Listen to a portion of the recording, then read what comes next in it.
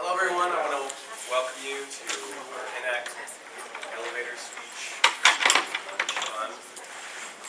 Probably pretty short today, so kind of easy a little break. We have other stuff going on, but today we just wanted to talk about the key aspects of an elevator speech. We're going to also have you participate and write down an elevator speech. Actually, just as an example, on Saturday at the event, it was pretty much elevator speech after elevator speech after elevator speech. And actually, my tongue got really tired. So there were times where I'd pause and I couldn't think because I was continuously talking. And Ginger had a good point that we really need to get this out there with people as quick as possible. And I just had these moments of occasional. Yeah, you have like 15 seconds as the kids ran in to grab the chocolate while their moms came over to round them up and hit them. But yeah, really short and sweet speech. But yeah, elevator speeches, like it says here, are the easiest way to educate the public about naturopathic medicine. And like Madeline said, you're going to have maybe a minute. Sometimes it's like 3 or 4 sentences. You might be in line at Whole Foods and someone says, "Oh, natural what?" And you might have like that 15-second window to leave them knowing a little bit more about what we do and putting a positive spin on it. So it's got to be catchy. The important thing to remember is that when we're out there giving these speeches, we are representing our entire profession, and we are a small profession. We kind of have to rely on each other for this. So we want to make sure that we effectively communicate and that we really are very clear about getting the message out. So. Short to the point. Your elevator speech can be 10 seconds.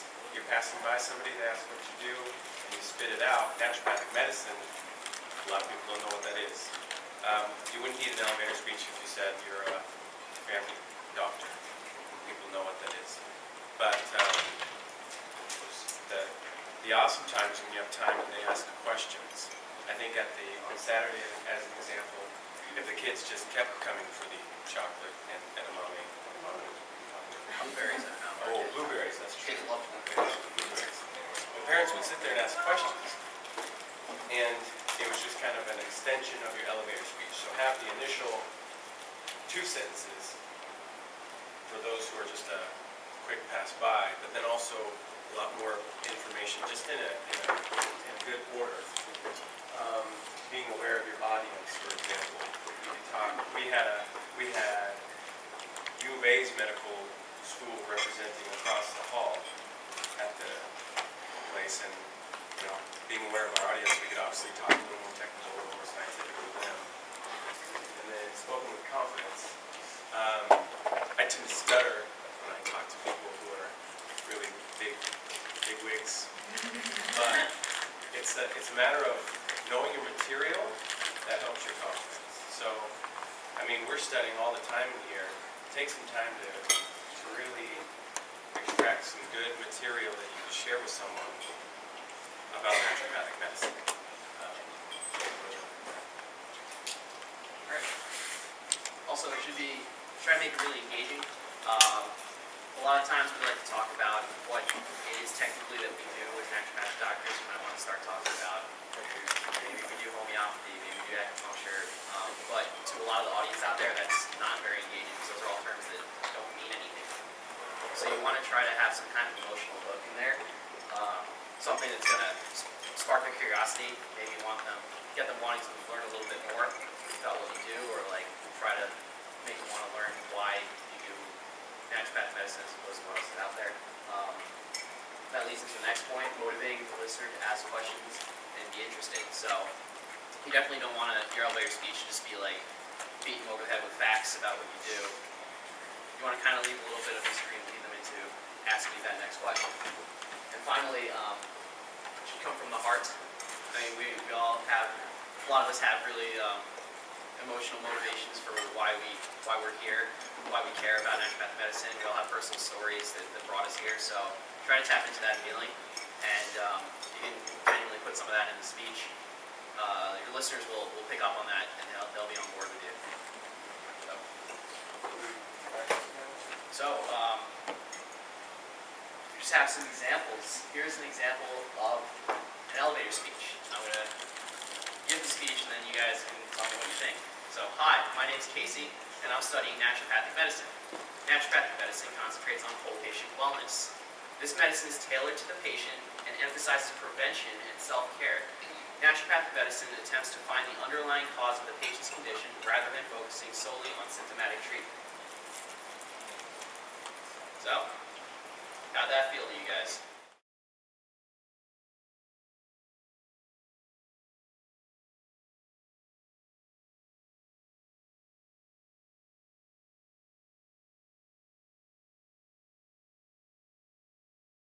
If I was just a lay person, I didn't know anything about naturopathic medicine. That would be, Yeah, I wouldn't know what to say. it's like, what does that, Oh, that's nice. what does that mean to a mom with 3 kids and just trying to take care of her family, you know? Que tengas un buen día, no entendí lo que dices. That's what you said. Alright, so we all agree there's some definite flaws in that sort of elevator speech. We can recognize some of those issues. Trevor, how about you take this next one? Okay.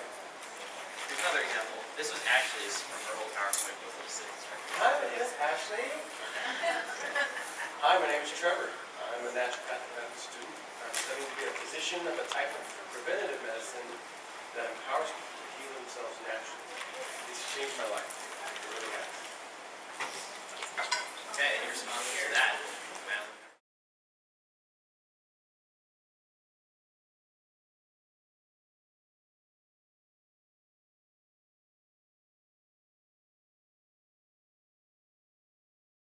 You suggest, here's my question, for instead of preventative medicine, since we've said that might not be the best word, what could we use? Just medicine. Although if it seems like a healthy person that you're talking to, preventative might be their thing, or they just, that's what they want, so that might be the, so once again, look at your audience, you've got an athlete, preventative medicine is probably more than thing. Yeah.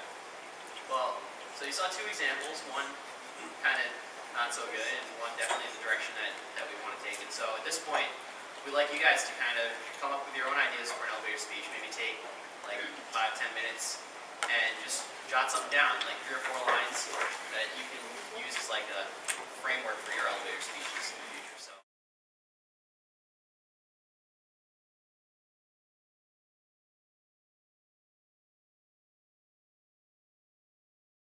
Anybody have something they think is really awesome? It's just going to wow everybody. Anybody write anything at all? One thing that Dr. Kirby wrote Okay. is say that you're like being trained as an expert in health medicine. Yep, I heard that from Dr. Kirby as well. I like that. I think that's great, yeah. So, do you want to share with us what you've come up with so far? Basically that, but instead of studying to be a physician, read it out loud. Yeah, so what is it like? It doesn't matter if it's like 1 line, 2 lines. Just, Hi, I'm Sparky. I'm a naturopathic medical student. I'm being trained to be an expert in natural medicine. And then that's Sparky. okay, cool. It's changed my life. I do like that. It changed my life. Welcome, Ashley. Oh, hi. Why don't you give us your elevator speech? Oh. Since you're an old pro at this. Let's see if I can remember it. Does you no good if you can't remember. Hi, I'm Ashley. I'm a 4th year naturopathic medical student. I'm studying to be a physician who is a disease prevention specialist and utilizes natural therapies to restore the body to health.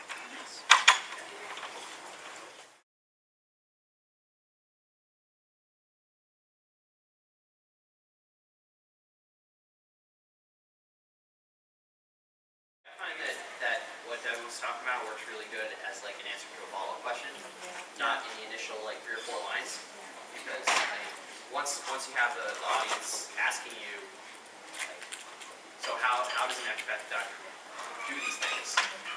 Or like, you know, this example, oh, that empowers people to feel, like, what do you mean empowers people to feel? And then you can give them the more of the philosophy behind it. I find it's that people usually are more responsive to that information that they ask you for. So.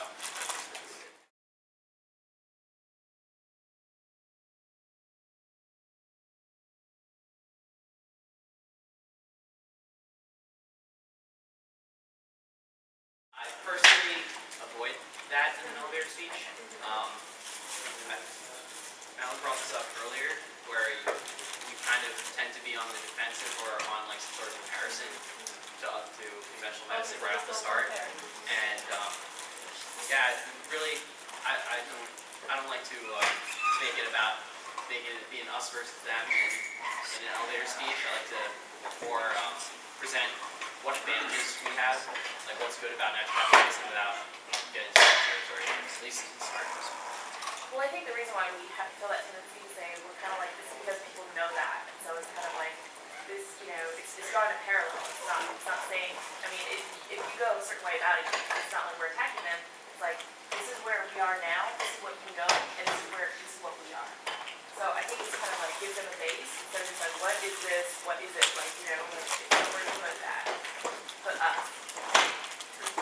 Yeah, just to piggyback on that idea too, that's what I was just having trouble with when I was trying to finish my elevator speech, is that I'm not trying to defend it right away, I'm just trying to explain it, and I'm just trying to, say it in a way that it's going to capture my audience, and not just like glazed over, alright dude, okay, cool. So, Yeah, it feels like you want someone to realize that naturopathic medicine is wholly distinct from the allopathic approach. So how do you do that in a one or two liner? Well, that's the thing is you kind of want to introduce that question to them, and rather than you sit there and talk and like lecture them for 5 minutes, because you're not going to have 5 minutes to explain it, you want to give them that 30 seconds, make them curious, and then maybe invite more conversation. Yeah, if you say treat the cause, that already distinguishes you. Yeah.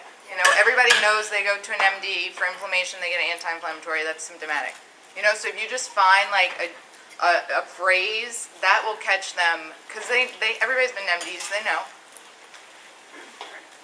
What I was going to say is also, have your attitude and being really defensive. Most people, if they're not happy with the allopathic field, they come out really defensive. This will turn them against you as well. Right. They're not going to be attracted to medicine. I think if you attract more beans, it's going to be more flexibility. It's just sweet and talk with the passion in your heart. What everybody's saying, we have nothing to prove. Yeah. We're here for a reason because people are really attracted to our medicine, and that's what we need to go after. People just need to be educated about the fact that we're here. Yeah. So I don't know if any of you had the experience where you may be, like I said, in line at Whole Foods, and somebody overhears you say naturopathic medicine, and they ask you a question, and you say, we're totally different from allopathic medicine. We don't do this, we do this differently. And then they're like, oh yeah, well I'm actually a neurosurgeon. And you guys, if you took a different approach and you just tried to talk about, you treat the cure, whatever, you use these kind of more broad terms, they would want to instead ask you a question, and then you have to start the conversation on a more positive note. So, yeah. When your confidence level changes up too, if you're confident, you can say so much that even a neurosurgeon, you're going to have a completely different level of respect. You really don't need to compare yourself. And we don't want to show that we're so different from them. We still have the same knowledge as them. We just have treating. So I don't want them to think that we're not medical doctors or we're not allopathic. Absolutely. That's definitely something that I came across this weekend.